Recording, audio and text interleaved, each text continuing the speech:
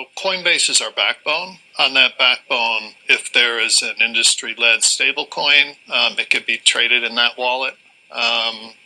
Or any of the other ones. So we're not making a decision. We're not going to produce a stable coin per se, certainly not in our own name. But we'll be a wallet, a provider for any coin that any of our clients want to use. Coin, is this a deposit token? Any more color you can share? Yeah, so think of the business we're in. We help people save, spend, invest, borrow, move money.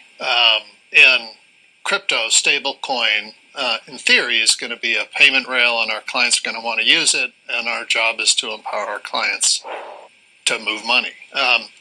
How they do it, and then, whether it's pure retail, whether it's wealth, whether it's our corporate clients on international payments, remains to be seen, but it's our job to empower them. We don't want to lose that stream of their payment flow, so we put that in our toolkit and let our clients use it if they want. How much of this was driven by last week's events with Crypto Week and some more regulations surrounding this space? Or we actually went down the path with Coinbase several years ago to do something similar.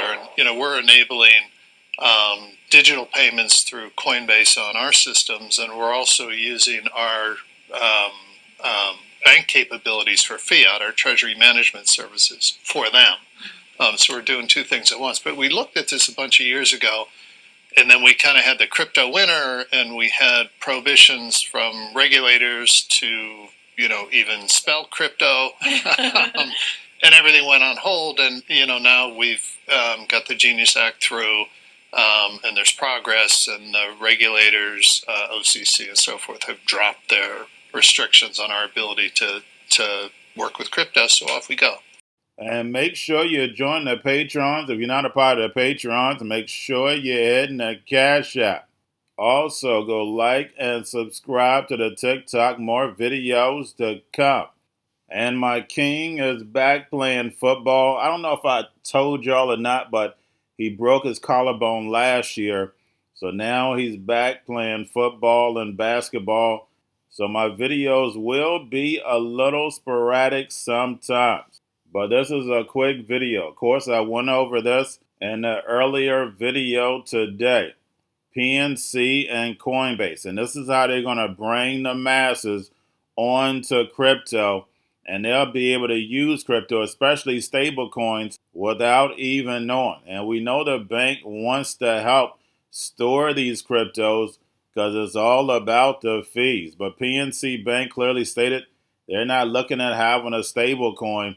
They just want to get the fees from storing the cryptos and then also the transaction fees. And we know the rest of the big banks are going to follow. And we know for a fact they're not going to properly educate the masses on crypto. They just want them to tap and keep it moving. And that's the reason why it's so important for you to understand this space and then also know that privacy is definitely the new gold. And when you're talking about big amounts of crypto, you want to store it yourself and then also have possession of your own keys.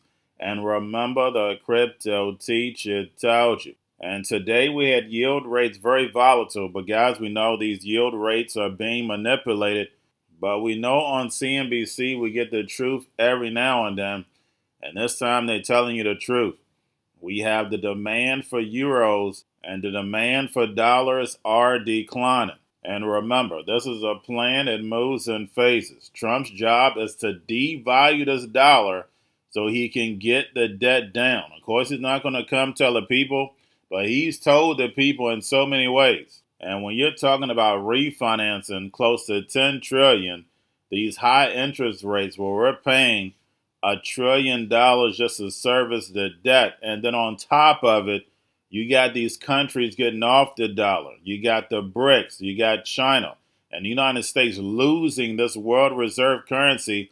And Trump said it 1,000,000 times. It's like losing a war. Guess what? We've already lost the war. We already know what's going on. The Fed printed 80% of all money in existence in 2 years. And then on top of it, you got the BRICS nations getting off the dollar. That means there's going to be pain coming to America. And that's the reason why you want to get yourself prepared and do not fall on the wrong side of history. If you've been with me from the beginning, you should already be prepared for what's coming down the pipe, because all they need is that crisis in order to bring in all this technology. And that's the reason why we hear the drums getting louder, and all this is biblical. And that's why it's so important to turn to the Creator and start creating. And remember, the crypto teacher told you, because he knows when it comes to the NWO, it's all planned out. You have a wonderful day. Treasury yields as the 10-year is moving lower, with investors gearing up for the Fed's rate decision next week. 433. Rick Santelli has more on the bond report. And Rick, their independence is going to be all the chatter between now and then, I imagine. Yeah, I'm sure it's going to be fodder for all the newspapers and all the websites and all the podcasts. But I personally think that the market's got a huge life of its own outside of the Federal Reserve, and I think the independence issue is a sideshow. I think the real issue is Goldilocks, but the story isn't the three bears, it's the three bulls. And outside of today's slight red in the equity markets, everything looks pretty darn good. And with yields moving lower virtually for the entire week, it's pretty unusual to see that the yields are cross-fertilizing stocks at a time where I would suspect the long end should be doing more to the upside, but don't underestimate the short covering going on over the last several sessions. So you see 2s and 10s there. They keep dropping. Maybe what's most interesting is this isn't local. It really is global. Look at the boons on top of a chart with our 10s. Matter of fact, the boons in blue, they are leading the way down in terms of yield. And if we look at the stay with Europe, look at the euro currency. It's up for the 5th session in a row. It looks to have the highest close all month, and they're getting cross-fertilized by putting out paper in euros. Instead of denominating debt issuance in dollars, the reserve currency of the world, there has been a bigger interest of late, and I'm not sure how long it'll last, in euro-denominated debt. That should continue to put a bid in the euro and probably an offer on the dollar in. Impact the ceasefire negotiations? Well, look, the president enjoys a good working relationship with Prime Minister Bibi Netanyahu and stays in frequent communication with him. He was caught off guard by the bombing in Syria and also the bombing of a Catholic church in Gaza, which, as you know, I addressed at my briefing last week. And in both accounts, the president quickly called the prime minister to rectify those situations. And we saw Secretary Rubio intervene when it came to Syria. We saw a de-escalation there. And as for the bombing of the Catholic church in Gaza, the prime minister did put out a statement saying this was an accident, and they deeply regretted that action on behalf of the state of Israel, following his conversation with the president. We're going to a different economy, and we're going to be learning more about that as we go. But clearly, we're learning that things can be done from remote locations. We're learning that technology can replace people even more than we thought.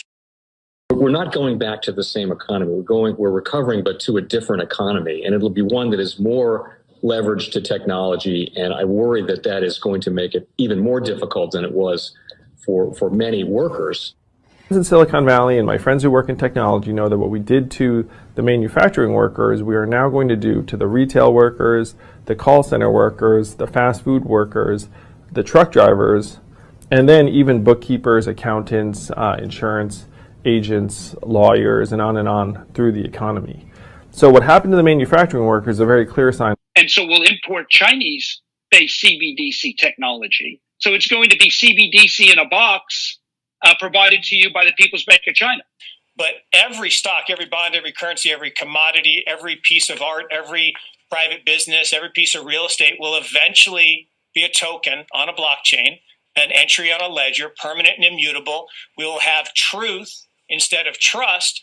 And we will save over $7 trillion a year. 6 to 8% of global GDP is wasted by the friction of the trust industry that's necessary when you have dual entry accounting. With triple entry accounting, which is what a blockchain is, we get rid of all of that friction. It's a beautiful future.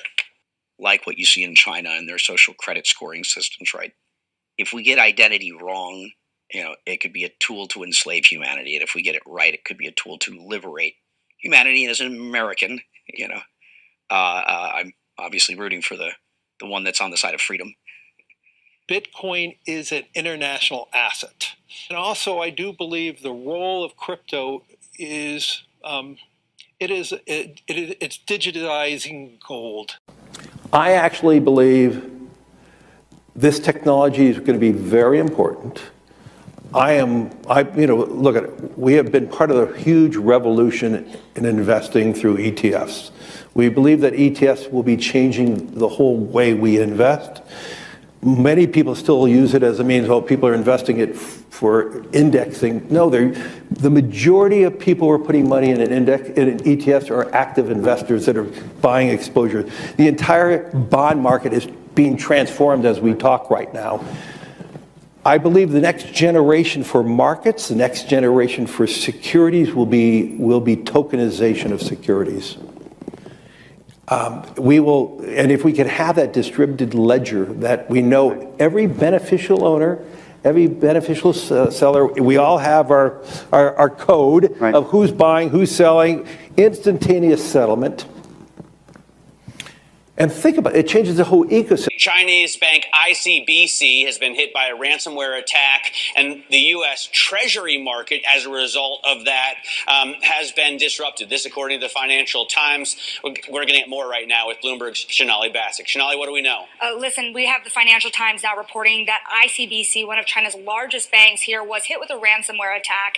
And remember, they're a very significant intermediary in the Treasury market. The SIFMA has told its members that this has been part of the reason here that the system is kind of clogged up, if you will, during that auction that we saw a little bit before.